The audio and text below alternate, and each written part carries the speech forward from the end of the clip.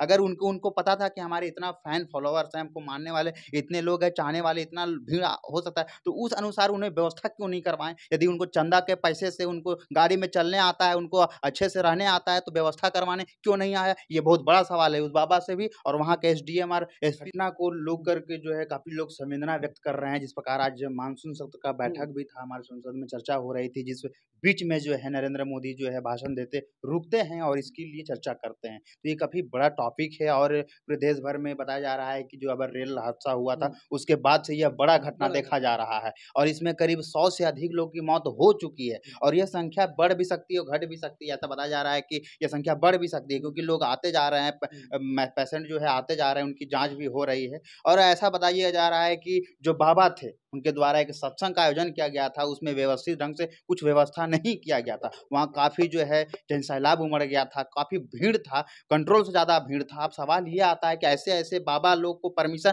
कैसे मिला? और जब परमिशन मिला तो वहाँ व्यवस्था क्यों नहीं बनाया गया? ये बहुत बड़ी सवाल है और ये जवाबदेही वहाँ की मैनेजमेंट होना चाहिए। हुँ। कोई भी प्रोग्राम होता है तो वहाँ पहले सारा चीज़ का डिस्कस किया जाता है कि क्या वहाँ होना चाहिए, नहीं होना चाहिए, कितना प्रशासन देना है, नहीं देना चाहिए। तो क्या वीडियो वगैरह भी इस पे ध्यान रखना चाहिए? वो सब आखिर क्यों कहाँ गए थे? देखिए, वीडियो तो बहुत छोटी चीज़ होती है क्योंकि वो ब्लॉक लेवल के होते हैं। यहाँ एसडीएम क्या कर रहे थे, वहाँ के जो आईपीएस मैनेजमेंट अधिकारी सब हाँ, कहाँ ये थे? सब जो देखने वाले, कंट्रोल करने वाले होते ये सब क्या कर रहे थे? जब उन्हें पता था, जब उन अगर ये नहीं पता था तो परमिशन कैसे मिला? और जब परमिशन नहीं मिला तो उतना बड़ा सभा हुआ कैसे? बहुत बड़ी है सवाल खड़ा हो रहा है पूरे देश भर में और लोग मतलब चिंता भी और जता रहे हैं, सभी पर लोग सवाल भी वहाँ कर से रहे हैं। और वहाँ के लोग जानने की कोशिश कर रहे हैं, आखिर हुआ तो हुआ कैसे? हुँ। वो घटना हुआ कैसे? नहीं, कई लोग घटना होने का कारण कई लोग बता रहे हैं कि जो है वहाँ कोई गाय प्रवेश कर गया था, गाय-बैल बहुत सारे ला गए थे, इससे भगदड़ मच गया था। और दूसरा कारण ये भी बताया जा रहा है कि बारिश का भी मौसम है, तो उस बारिश में लोग पिछल-पिछल के जो मतलब गिर जा रहे थे, इस वजह से भगदड़ मच गया। तीसरा कारण बताया जा रहा था कि भीड़ बहुत ज़्यादा था, तो मतलब जो है भीड़ के वजह से जो है साँसें लोगों को फूलना शुरू हो गया था, जिसके कारण लोग बेहोश होना शुरू मतलब कई जो है कारण बताए जा रहे हैं, लेकिन जो है इस पे पूछताछ चल रही है, जाँच चल रही है, इस पे इन्वेस्टिगेशन चल रही है, इस पे कोई पुष्टि नहीं हुई कि आखिर सच्चाई क्या है, कारण असली कारण क्या था? लेकिन अब वही सवाल आता है कि इतनी बड़ी घटना आखिर हुआ कैसे? ज़िम्मेवार कौन है? वहाँ के बाबा और ये सबसे बड़ी ज़िम्मेवार मेरे नज़रिए से देखें तो बाबा का ही हो सकता है। अगर उनको उनको पता था कि हमारे इतना फैन फॉलोवर्स हैं, हमको मानने वाले इतने लोग हैं, चाहने वाले इतना भीड़ हो सकता है, तो उस अनुसार उन्हें व्यवस्था क्यों नहीं करवाएँ? यदि उनको चंदा के पैसे से उनको गाड़ी में चलने आता है, उनको अच्छे से रहने आता है, तो व्यवस्था करवाने क्यों नहीं आया? ये बहुत बड़ा सवाल है उस बाबा से भी और वहाँ के एसडीएम और एसपी तो सवाल तो हैं ही।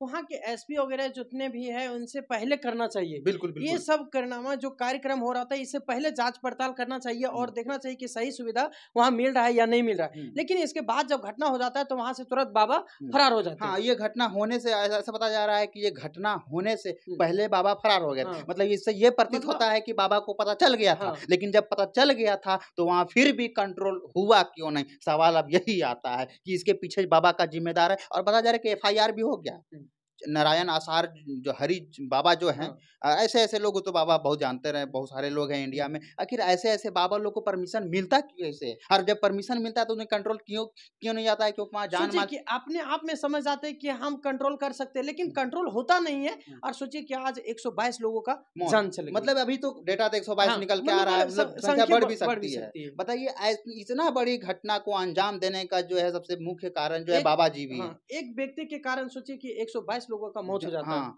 और ऐसा बहुत लापरवाही बरता गया है। देखिए वहाँ हज़ारों की संख्या में बताया जा रहा है करीब 10,000 से प्लस संख्या में जो है अब महिलाओं की संख्या बहुत ज़्यादा थी। और ऐसे पाखंड और अंधविश्वास में हमारी महिलाएँ भी बहुत ज़्यादा हाँ, पड़ती है। इसी वजह से महिलाओं की संख्या बहुत ज़्यादा देखी गई थी। पुरुषों के मुकाबले पुरुषों भी थे बट बहुत कम थे और बच्चों की भी जान गई है, बच्चों भी काफ़ी संख्या में आए हुए थे। तो सोचिए ऐसे-ऐसे जो है पाखंडगिरी जो चल रहा है हमारे भारत में सबसे पहले इन बाबाओं पर बैन लगाना चाहिए। धार्मिक आस्था अलग लेवल पर है, अलग चीज़ है वो। अपने घर में पूजा कीजिए आप। इस प्रकार आप सत्संग करते हैं, हालाँकि आपके बोलने और चलने का आज़ादी, सभा करने का आज़ादी है। उसके लिए भी नियम कायदे होते हैं, कानून होते हैं, नियम होते हैं या कहीं भी बैठ गए हज़ारों लोगों को जमा करके इस प्रकार भगदड़ मचा देना अच्छी बात है? ये कौन ज़िम्मेवार है? कौन ज़िम्मेवार लेता है देखिए, इसका? यही मोदी जी होता है। अभी जो है ट्वीट करके बता रहे हैं कि उनको मुआवज़ा मिलेगा। मुआवज़ा मिलने से क्या होगा? मुआवज़ा हम आपको मार करके बोलेंगे 50,000 रुपए आपको मुआवज़ा दे देंगे। आपको शांति आपका जो है आत्मा को शांति मिले, इससे क्या होता है? क्या मतलब बनता है? नहीं, उसके पहले आप कहाँ गए थे? उसके पहले आपकी इस व्यवस्था कहाँ थी? क्यों नहीं काम कर रही थी? ये बहुत बड़ी सवाल है।